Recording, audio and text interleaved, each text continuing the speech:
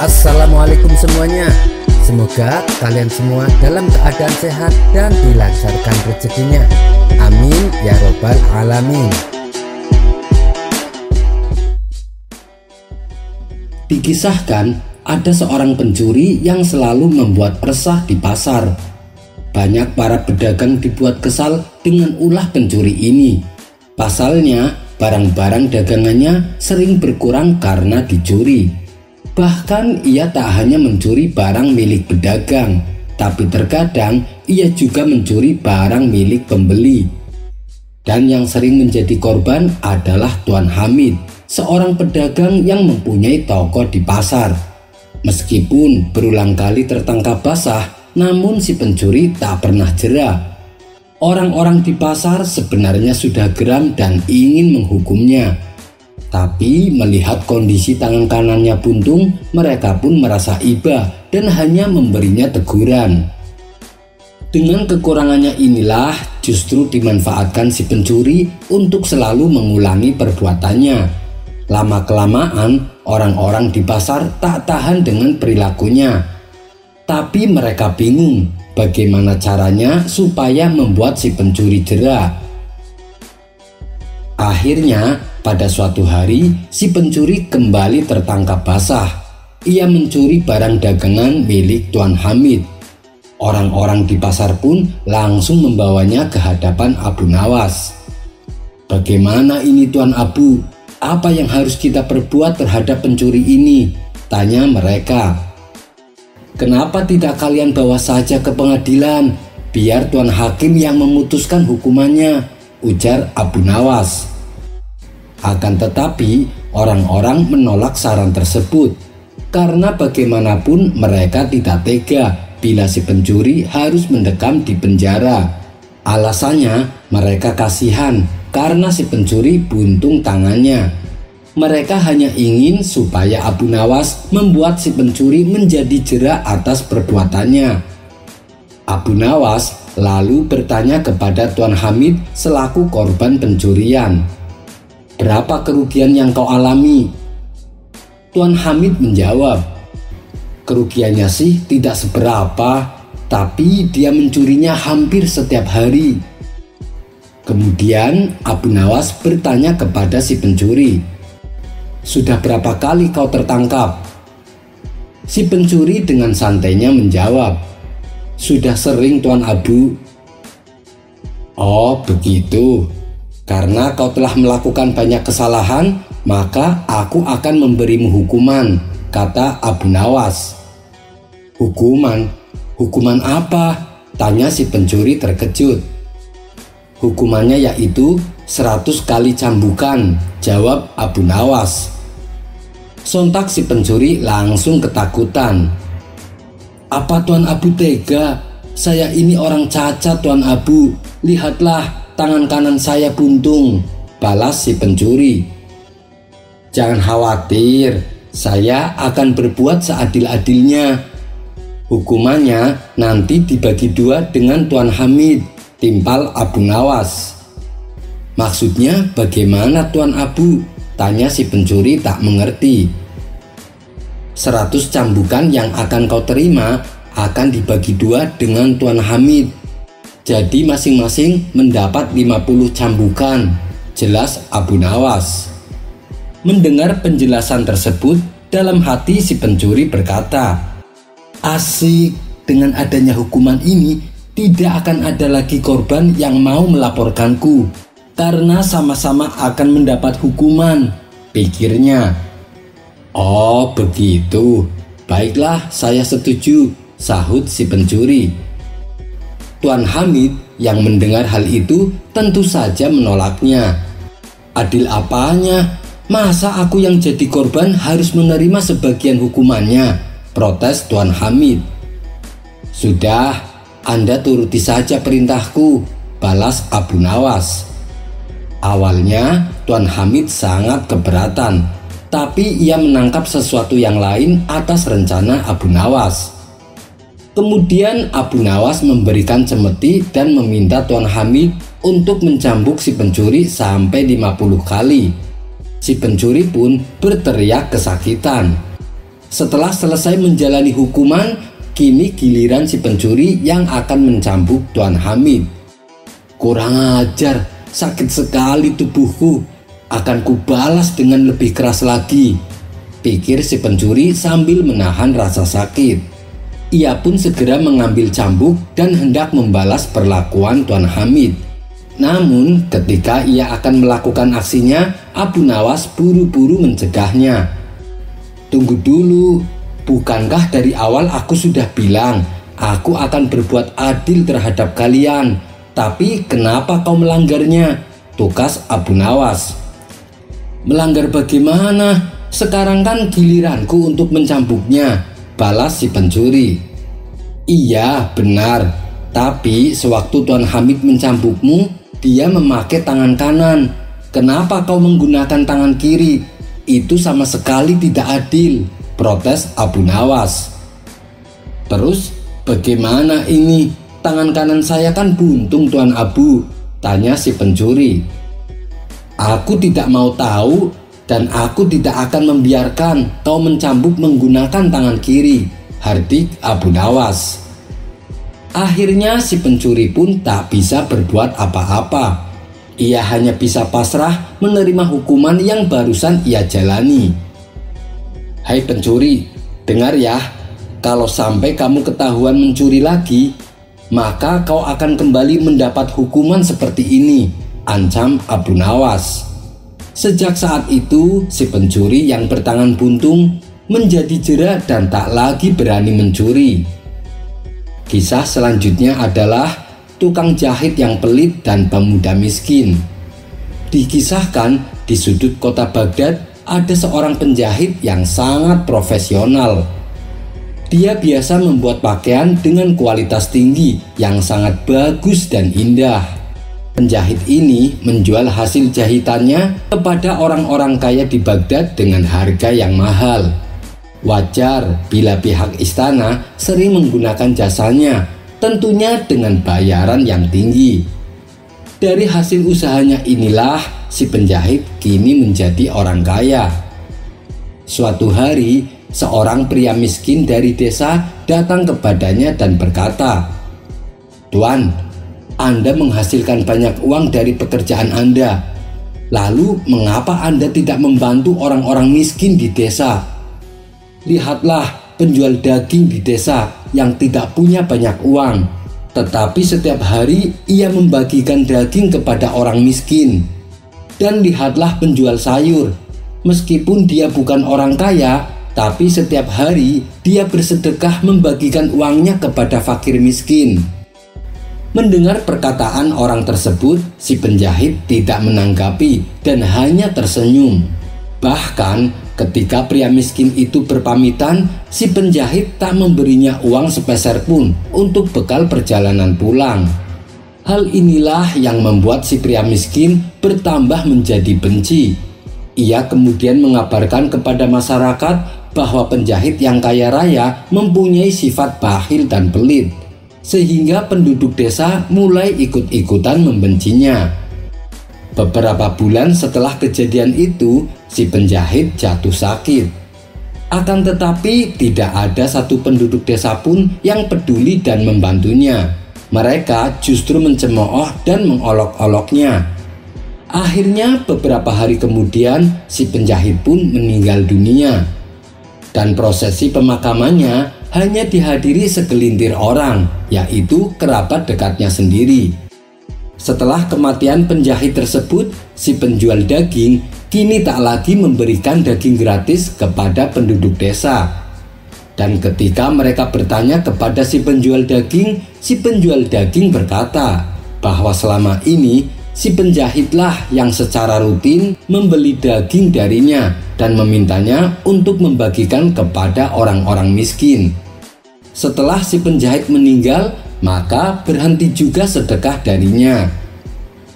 Mendengar hal ini, orang-orang desa sangat menyesal karena telah berprasangka buruk pada si penjahit.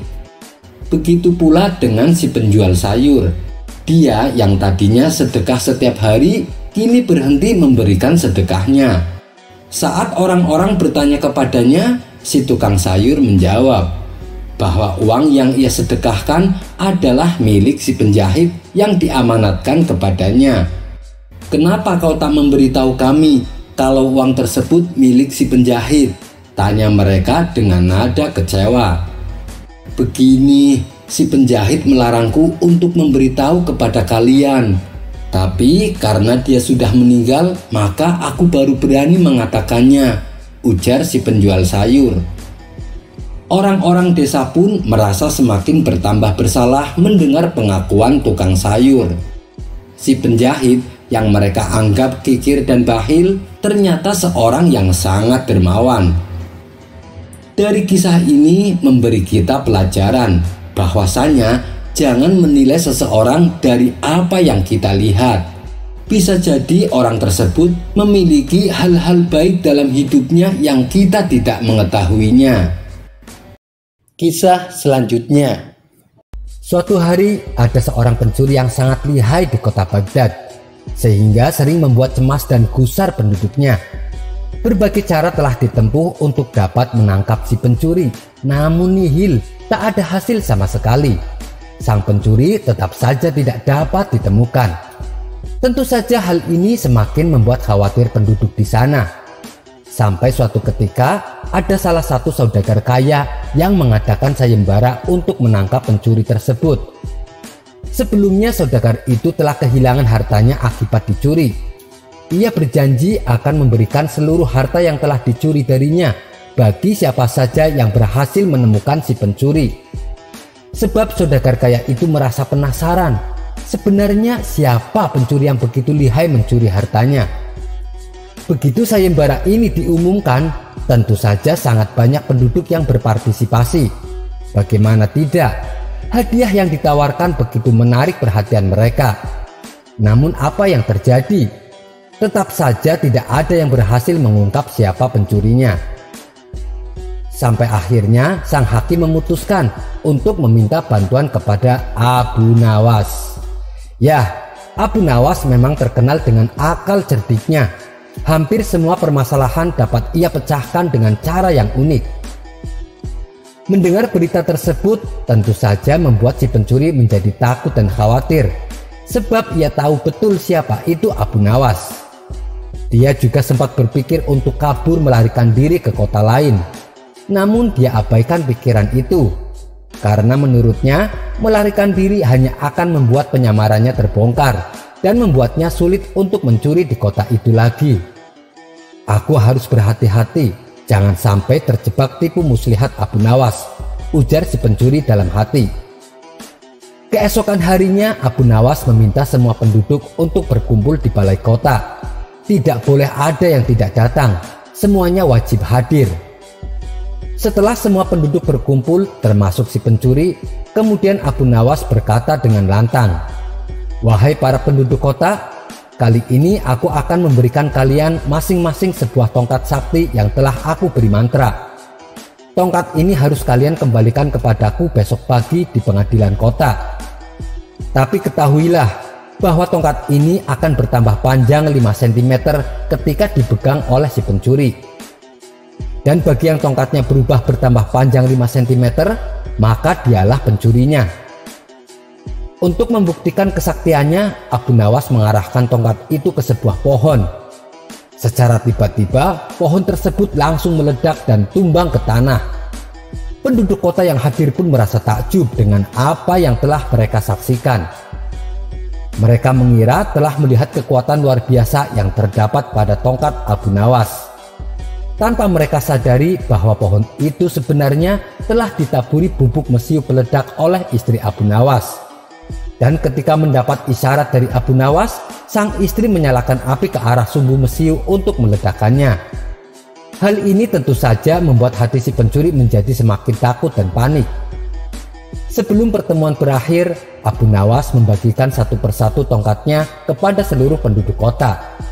Rupanya Abu Nawas sudah menyiapkan banyak tongkat dengan ukuran panjang yang sama. Setibanya di rumah, si pencuri mulai merasa gelisah. Dia terus berpikir bagaimana caranya agar tidak ketahuan identitasnya. Sampai akhirnya sebelum tidur dia menemukan cara yang menurutnya tepat. ia pun segera mengambil tongkat itu dan memotongnya 5 cm. Dengan begitu tongkatnya tidak akan bertambah panjang 5 cm. Si pencuri pun akhirnya dapat bernafas dengan lega, sebab dia berpikir telah menemukan cara tepat untuk mengelabui Abu Nawas. Pada pagi harinya, satu persatu penduduk menyerahkan tongkat mereka untuk diperiksa panjangnya oleh Abu Nawas. Dengan penuh percaya diri, si pencuri juga menyerahkan tongkatnya kepada Abu Nawas. Setelah itu, dengan wajah ceria, ia meninggalkan tempat itu. Namun belum sempat ia pergi jauh, tiba-tiba Abu Nawas menyuruh pengawal untuk menangkapnya. Kemudian si pencuri dihadapkan kepada Abu Nawas. "Selama ini ternyata kamu pencurinya," kata Abu Nawas. "Kamu telah membuat resah penduduk kota." "Apa buktinya? Jangan asal main tuduh," sanggah si pencuri mencoba mengelak. "Buktinya adalah tongkat kamu berkurang 5 cm, balas Abu Nawas. "Kamu pasti potong tongkat itu 5 cm untuk mengelabui aku dan berharap tongkatnya tidak bertambah panjang agar kamu tidak ketahuan sebagai pencurinya. Tapi ketahuilah, mana ada tongkat bisa panjang dengan sendirinya. Itu kan hanya tipu muslihat saya untuk mengungkap siapa pencurinya." Sadar justru dirinya yang telah dikelabui Abu Nawas, si pencuri pun akhirnya pasrah dan mengakui perbuatannya. Kemudian ia dimasukkan ke dalam penjara untuk mendapatkan hukuman. Sementara harta saudagar kaya yang disimpan pencuri diberikan kepada Abu Nawas sebagai hadiahnya. Namun karena kebijaksanaannya, Abu Nawas menyerahkan sebagian harta curian itu kepada keluarga si pencuri, dan sebagian lagi dia gunakan untuk dirinya, serta dibagikan kepada orang-orang di sekitarnya yang membutuhkan. Kisah selanjutnya. Dikisahkan, di suatu daerah hiduplah seorang pemuda soleh. Ia habiskan hampir semua waktunya untuk beribadah kepada Allah. Kebaikan akhlak dan budi pekertinya membuat dirinya dihormati dan disegani oleh masyarakat. Pada suatu ketika, datanglah sekelompok orang ke rumah si pemuda. Mereka mengabarkan bahwa di tempat mereka terdapat pohon besar yang menjadi sesembahan masyarakat. Masyarakat menjadikan pohon tersebut sebagai Tuhan karena setiap hajatnya selalu dikabulkan. Mendengar itu, si pemuda merasa murka. Ia berjanji tidak akan membiarkan hal ini berlarut-larut. Esok paginya, si pemuda berangkat menuju tempat di mana pohon tersebut berada. Dengan membawa kapak di tangannya, si pemuda berencana menebang pohon yang menjadi sesembahan orang-orang. Namun, rencana si pemuda tak dibiarkan begitu saja oleh iblis penunggu pohon. Saat si pemuda hampir sampai di tempat tujuan, iblis langsung mencegatnya. Kala itu, iblis menampakkan dirinya sebagai kakek tua. "Hei pemuda, hendak kemana kamu?" tanya sang iblis. "Aku akan menebang pohon yang jadi sesembahan masyarakat," jawab si pemuda. "Untuk apa kau lakukan itu? Bukankah pohon tersebut tidak merugikanmu, tidak pula mengganggu ibadahmu?" kata sang iblis berkilah. "Pohon itu telah membuat orang-orang menyekutukan Allah dan aku tidak akan membiarkan itu terjadi," balas si pemuda. "Apa kepentinganmu dengan pohon itu? Kau rela meluangkan waktu ibadahmu hanya untuk menebang pohon tersebut? Daripada mengurusi pohon yang tidak ada manfaatnya bagimu, lebih baik kamu sibukkan waktumu untuk beribadah kepada Allah," timpal sang iblis. "Menebang pohon juga bagian dari ibadahku, supaya manusia tidak tersesat oleh kesirikan," jawab si pemuda. "Kalau kamu masih bersikeras untuk menebangnya, berarti kamu harus bertarung denganku," ancam sang iblis. Si pemuda tidak gentar sama sekali dengan ancaman tersebut. Maka terjadilah pertarungan antara iblis dan si pemuda. Tak perlu waktu lama, sang iblis berhasil dikalahkan. Dengan hebatnya, si pemuda membanting iblis dan menduduki dadanya. Hal ini membuat iblis kewalahan dan tak berdaya. "Saya minta ampun, lepaskanlah aku," pinta sang iblis. Si pemuda lalu berdiri dan melepaskannya. Hai anak muda, sesungguhnya Allah tidak mewajibkanmu menebang pohon tersebut. Kamu juga tidak menanggung dosa atas orang-orang yang menyembah pohon itu. Lalu untuk apa kau lakukan itu? Bukankah Allah punya para nabi dan rasul yang diutus di permukaan bumi ini? Seandainya Allah menghendaki, niscaya Allah akan mengutus salah satu nabinya dan memerintahkan untuk menebangnya. Tutur sang iblis coba merayu. Apapun perkataanmu, aku akan tetap menebangnya, balas si pemuda dengan tegas. Jengkel dengan jawaban si pemuda, iblis pun kembali menyerangnya. Pertarungan antar keduanya kembali terjadi, dan lagi-lagi iblis harus menanggung kekalahan. Tubuhnya dibanting ke tanah dan dadanya diduduki oleh si pemuda. Untuk kedua kalinya iblis berteriak minta ampun. Maafkan aku berjanji tidak akan menyerangmu lagi. Aku punya penawaran yang mungkin bermanfaat bagimu, ucap sang iblis. Apa itu? Tanya si pemuda. Lepaskan aku dulu supaya aku bisa mengatakannya, pinta sang iblis. Si pemuda lalu berdiri dan melepaskannya. Aku tahu kamu adalah orang miskin. Kamu sering dikasih makanan oleh kawan-kawanmu. Bukankah kamu ingin membalas perbuatan baik mereka, seperti membantu tetangga-tetanggamu dan tidak lagi membutuhkan orang lain? Rayu sang iblis kepada si pemuda. Iya, itu memang benar, kata si pemuda mengiyakan. Kalau begitu, pulanglah dan tinggalkanlah urusan ini. Setiap malam nanti aku akan meletakkan 2 dinar di bawah kepalamu. Saat pagi hari kamu bisa mengambilnya, lalu membelanjakannya untuk dirimu dan keluargamu, serta menyedekahkan untuk teman-temanmu. Hal itu tentu akan lebih bermanfaat bagimu dan bagi kaum muslimin ketimbang menebang pohon yang disembah ini.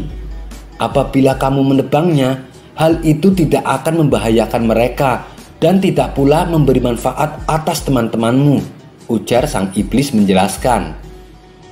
Sejenak si pemuda terdiam merenungi kata-kata iblis. Yang diucapkan orang ini benar juga. Aku memang bukanlah seorang nabi, sehingga aku tidak wajib menebang pohon ini.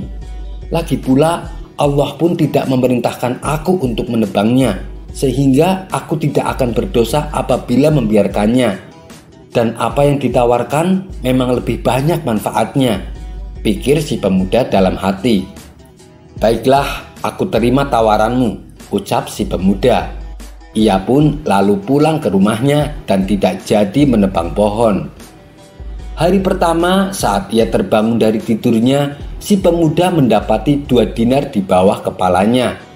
Lalu si pemuda mengambil uang tersebut untuk kebutuhan hidupnya. Begitu pula pada keesokan harinya. Akan tetapi pada hari ketiga, ketika ia terbangun dari tidurnya, dia tidak mendapati sesuatu apapun. Merasa kecewa atas kejadian itu, si pemuda menjadi marah dan mengambil kapaknya. Kurang ajar, dia tidak menepati janji, kata si pemuda penuh emosi. Ia pun lalu pergi untuk menebang pohon yang menjadi sesembahan masyarakat. Tapi iblis langsung mencegatnya di tengah jalan. Dengan menyamar sebagai lelaki tua, iblis bertanya kepada si pemuda. Mau kemana kamu? Tanya sang iblis. Aku akan menebang pohon itu, jawab si pemuda. Sesungguhnya kamu tidak akan mampu melakukannya. Coba saja kalau kau berani, tantang iblis kepada si pemuda. Mendengar jawaban iblis, si pemuda bertambah emosi. Ia pun menyerang iblis menggunakan kapak di tangannya. Tapi kali ini dengan mudah iblis mengalahkannya. Dalam sekejap, si pemuda dibanting ke tanah dan didudukinya dada si pemuda. Urungkanlah niatmu untuk menebang pohon. Apabila tidak mau, aku akan membunuhmu, ancam sang iblis. Si pemuda hanya pasrah dan tak berdaya.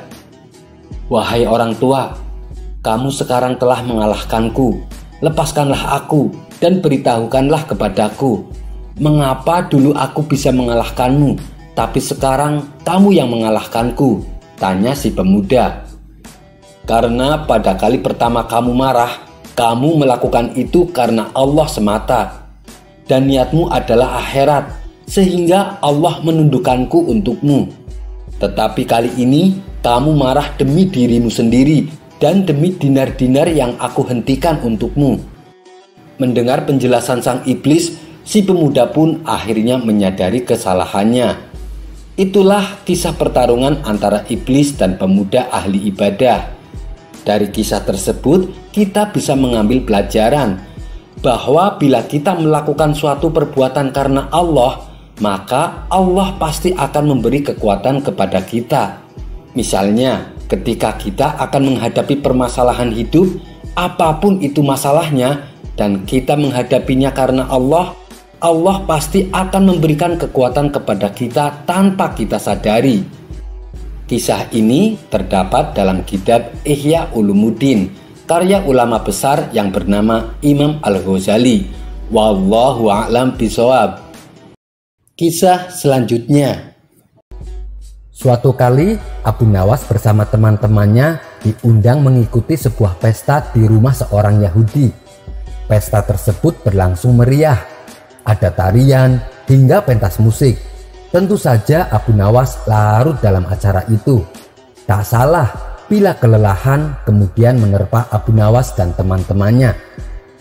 Ketika para tamu telah kehausan, tuan rumah Yahudi itu kemudian menyuguhkan kopi. Masing-masing mendapatkan secangkir kopi, termasuk Abu Nawas. Dan ketika Abu Nawas akan minum, ia terkejut dan kaget. Karena tanpa sebab tiba-tiba ia ditampar oleh Yahudi itu. Namun suasana gembira menjadikan Abu Nawas tidak menghiraukan hal tersebut. Rasa haus pun semakin dirasakan oleh Abu Nawas. Ia kemudian akan meminum kembali kopi yang dihidangkan tadi. Kejadian serupa datang. Abu Nawas kembali ditampar.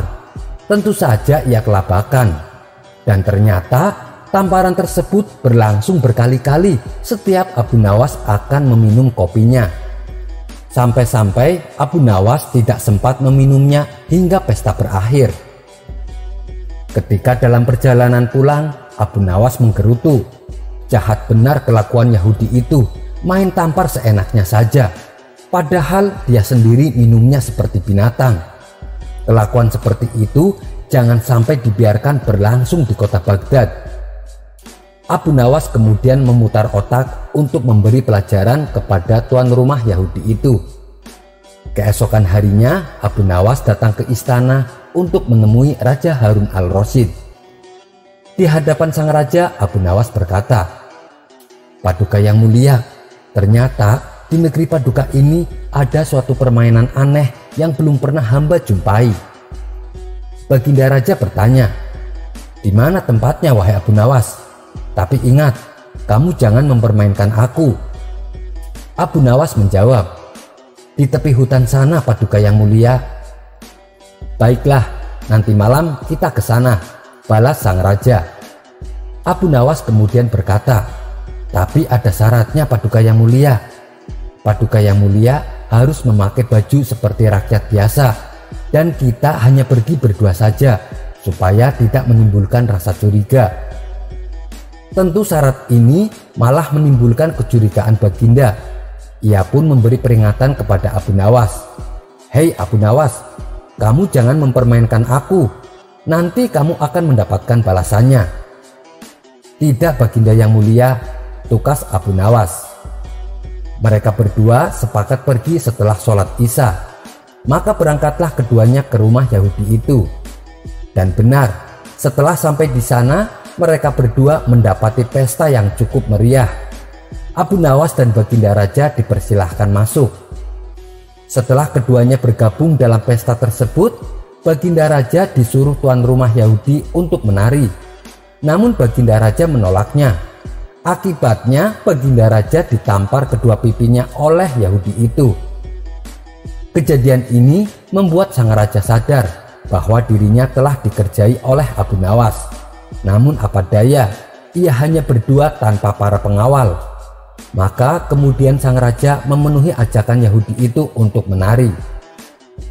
Tak lama tubuh baginda raja pun penuh dengan keringat. Rasa haus mulai datang.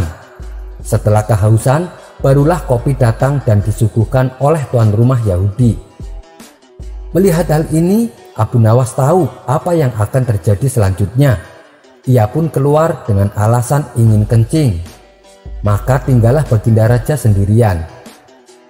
Batin Abu Nawas berkata, biar baginda tahu sendiri apa yang dikerjakan oleh rakyatnya. Salahnya sendiri. Kenapa tidak pernah tahu apa yang sesungguhnya terjadi pada rakyatnya? Ia hanya percaya pada laporan para menterinya. Sementara itu, baginda raja yang ditinggal sendiri merasakan hal yang sama dengan Abu Nawas. Tatkala akan minum kopi, baginda raja ditampar oleh Yahudi itu. Begitu juga ketika akan meminumnya kembali. Maka tamparan kedua mendarat di pipi baginda raja. Namun baginda raja hanya diam saja. Sesaat kemudian, baginda raja melihat Yahudi itu minum seperti binatang, yaitu dengan menghirupnya sambil ketawa-ketawa. Apa boleh buat, aku seorang diri dan tak mungkin melawan Yahudi sebanyak itu, ucap baginda raja dalam hati. Setelah larut malam, baginda raja kemudian pulang ke istana dengan berjalan kaki seorang diri. Abu Nawas benar-benar kelewatan. Akan aku balas nanti, gumam baginda dalam hati. Keesokan harinya, baginda memerintahkan prajurit untuk memanggil Abu Nawas. Setelah Abu Nawas berada di hadapannya, dengan geramnya baginda raja menghardik Abu Nawas. Abu Nawas, apa yang kamu lakukan tadi malam sungguh mempermalukan aku. Apa alasanmu sehingga engkau berbuat begitu kepadaku? Abu Nawas menjawab, ampun baginda raja, alasan saya adalah ingin memberikan laporan yang jujur bahwa ada sesuatu yang tidak beres di masyarakat. Tapi saya bingung bagaimana cara melaporkannya, karena malam sebelumnya hamba mendapatkan perlakuan yang sama. Apabila hamba berkata secara jujur, takutnya baginda tidak percaya. Maka saya memutuskan biar baginda sendiri yang mengalaminya langsung. Mendengar jawaban tersebut, baginda raja tidak dapat membantah. Ia mengakui selama ini para menterinya hanya melaporkan kabar baiknya saja. Setelah itu, baginda raja langsung memerintahkan prajuritnya untuk menjemput si Yahudi dan menghukumnya. Sampai bertemu lagi di kisah berikutnya. Terima kasih yang sudah subscribe dan setia menonton channel ini. Wassalamualaikum warahmatullahi wabarakatuh.